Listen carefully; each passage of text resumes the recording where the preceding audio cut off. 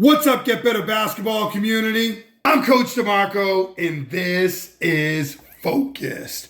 If you're looking for a simple baseline out-of-bounds action that you can use with your team against man-to-man defense, then you're watching the right video today.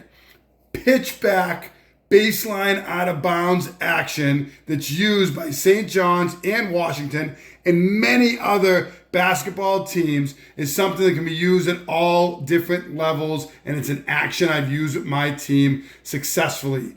There's two different variations I'm going to show you today, but they both have the same basic concept, which is this pitch back to the inbounder. Now, when teams play man-to-man, and the first team I'm going to show you using is Rick Patino in St. John's University from this season. When teams play their man-to-man, a lot of times what they'll do is they'll match up man here, here, here, here, and they'll put the inbounders man, who I colored in here, and I use circles instead of X's today so I can color this player in. They'll put them in here, and what they try to do is any actions, they try to take them to help on those actions. So if you see teams that do this, you have to put this into your playbook because you're going to get an easy 2 points out of it. And what I find is a lot of teams are doing this with their man-to-man. They don't put the player on the inbounder. They tend to put them right under the basket in these baseline out-of-bounds situations. So Rick Patino is going to have an initial action that he's going to use, and then he's going to get to the pitch back. And what he's going to do is he's going to take this player, and he's going to set a back screen, and this player is going to come to the weak side block. Now, that's going to cue this person on the inbounder to look to help on this cut. Genius move by Patino, because the further this player gets away from their man, the tougher it's going to be to recover.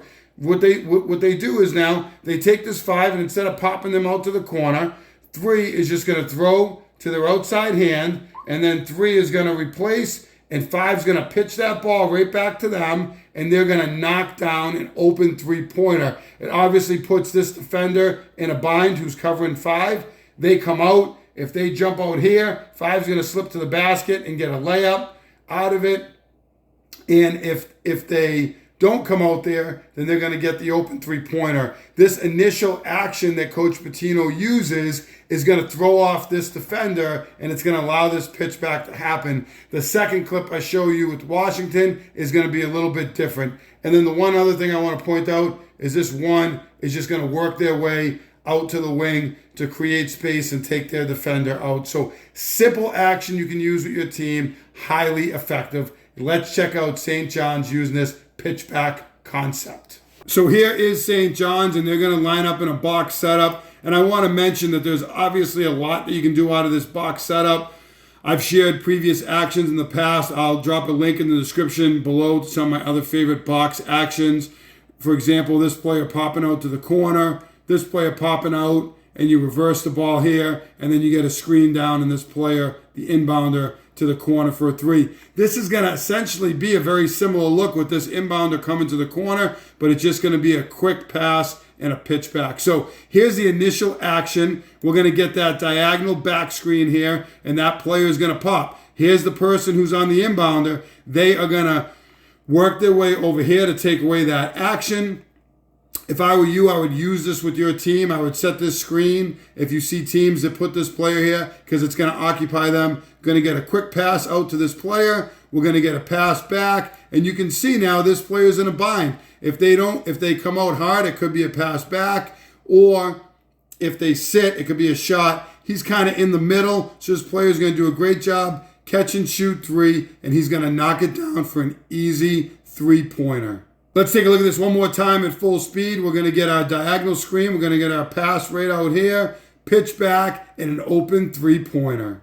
So we saw St. John's use this action out of a box look. Now we're going to get Washington using it out of a 31 setup, 3 low, and 1 player up top. A lot of different actions. You see a lot of teams that will use this setup, and it's going to be the same concept. They're going to get to this pitch back concept. So you can use this out of a number of different looks, and I wanted to show you 2 different setups that teams use. You could use both of these setups and run this same action and you might get scoring opportunities both times. Again, in this instance, we're going to get the inbounder's defender who's going to get caught up inside, but a little bit of a different outcome in this particular instance. So this player is going to show their hand, and this 3 is going to throw to them, and they're going to work back out. Their defender is going to recover, but not only their defender, 5's defender is going to hedge out a little bit, and then their defender is going to also work their way out to the perimeter. So when 3 catches it, both these defenders are going to be out there. This defender is actually going to freeze because he thinks that 5's defender is going to pick it up, and it's going to create an advantage, and they're going to actually be further out on the perimeter. So as 5 hands it off, he's going to be further out here. His defender is going to hedge out a little bit further on the perimeter, so he's going to be out here. That 3 player is going to catch the basketball here. This defender's hedging. The original inbounder defender is going to be right in here.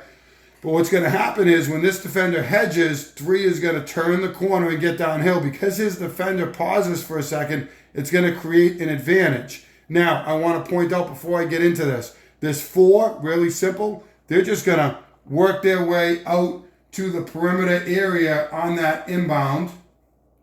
And the other player who is out there is going to stay up at the top of the key. So you're going to end up with your 4 player out here. Your 1 is going to work out to this corner, and they're going to be the scorer at the end of this set. So you're going to get spacing on this side that if you get a roll here, you get a nice little 2-man game out of this. But you also have spacing for kicks on the 3-pointer. So as 3 gets the advantage and gets into the paint, you're going to see these defenders that are going to cheat in. He's going to kick to the corner, and this player is going to knock down an open 3-pointer. So the first time we saw the pitchback work, it was a 3 from here, from this player. Now they're going to read, and they're going to see that they can attack the paint, and they're going to attack downhill. They're going to get into the paint, and they're going to kick out. So different decisions. Good opportunity to show your team if you run this action. Yep, you might get it. You might shoot the 3. You might get it. You might attack the paint. You might get it, and you might actually hit this player who's going to roll off of the pitchback.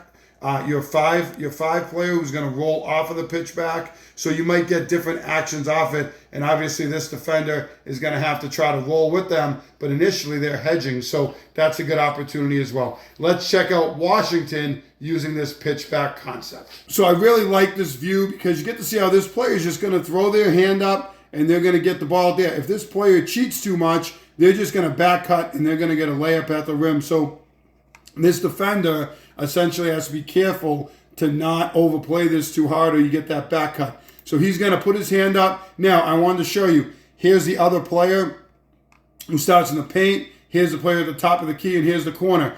He's going to work out to here. This player is going to have pop to the corner, and this player is going to stay up top. Now, this defender does a nice job hedging to take away the shot, but his defender thinks, oh boy, is he switching with me? They have to correct their communication here, so he pauses. This player sees the hedge, and he's going to turn and get downhill. And because this player hesitates, you can see these players all collapse and try to shrink the floor and pack in the paint. When he gets into the paint, really easy read with this player in the middle. He's going to kick out to the corner. This player is going to get an open 3 and knock it down. Let's take a look at this one more time at full speed. You get the pitch back, the advantage, and the knockdown 3-pointer. So this pitchback concept is a really simple one that you can use with your team. We saw St. John's use it, and we saw Washington use it. We actually call this 11. We use it with our team. We have our basic 1 play, which was a box setup, and we would pop this player to the corner. The inbounder hits them. We pop this player out. We hit them, and then this player steps back into the middle, and we get a screen down and a pop to the corner. That's our 1 play. Then we come back and we run 11, which is a very similar concept, obviously, with a 3 from the corner, but we actually are just going to throw to this player, and then we're just going to replace out here, and it's going to be a quick little give and go. So box 1's great against man-to-man and zone. This 11 play better against man-to-man. You could run it against the zone, but a lot of times you get that forward who's going to be outside and the center inside. Might be a little harder to hit that quick pitch back. Nonetheless, both great plays that you can use with your team, and really, really simple, effective at middle school, all the way up to the professional level. I've seen teams use this 11 or pitchback set. If you like this play, make sure you hit that like button down below, turn on your notifications, and subscribe to Get Better Basketball on YouTube for more great video breakdowns each and every week. As always, get better every day.